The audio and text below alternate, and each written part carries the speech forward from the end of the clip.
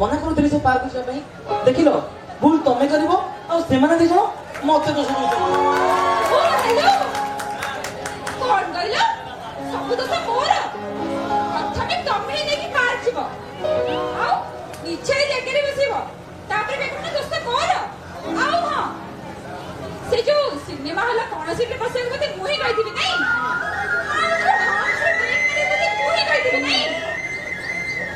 ଆରେ ରୁ ରୁ ରୁ ମତେ ମାରିବ ନା କଣ? ଆଚ୍ଛା ମ୍ୟାଡାମ, ମୁଁ ଦେଖୁଛି ତମ ମୁହଁରେ ଲାଜ ସରମ ବୋଲି କିଛି ନାହିଁ।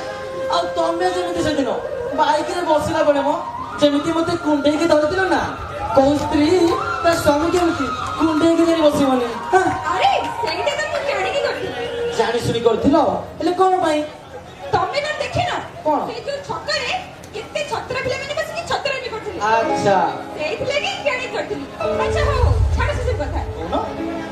ତମେ ତ ଜାଣିଛ ମୋର ପାଠ ପଢା ସରିଗଲାଣି। ତାହେଲେ ଏବେ ଚାକିରି କରିବ ନା କଣ? ଜମା ବି ନୁହେଁ। ଆଉ ମ୍ୟାରେଜ କରିବି କି ନାଇଁ? ମ୍ୟାରେଜ କରିବ? ମ୍ୟାରେଜ କରୁ ନା କର, ତମେ ମ୍ୟାରେଜ କରିବ, ମୁଁ ବରଯାତ୍ରୀ ହେଇକି ଯିବି।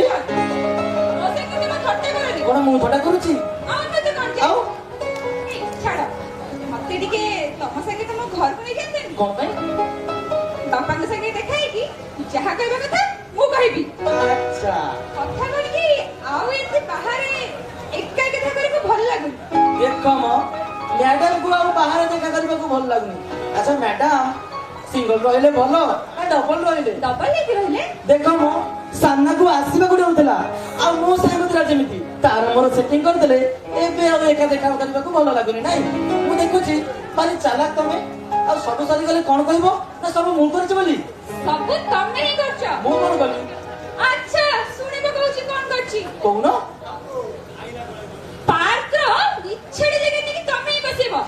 ସିନେମା ହଲ କଣ ସେଇଠି ବି ତମେ ହିଁ ବସିବ। ଆଉ ହର୍ଣ୍ଣରେ ବ୍ରେକ୍ ବି ତମେ ହିଁ ମାରିବ। ଆଉ ସବୁ ସରିଲା ପରେ ଦୋଷ ମୋର। ତମର? ଆଉ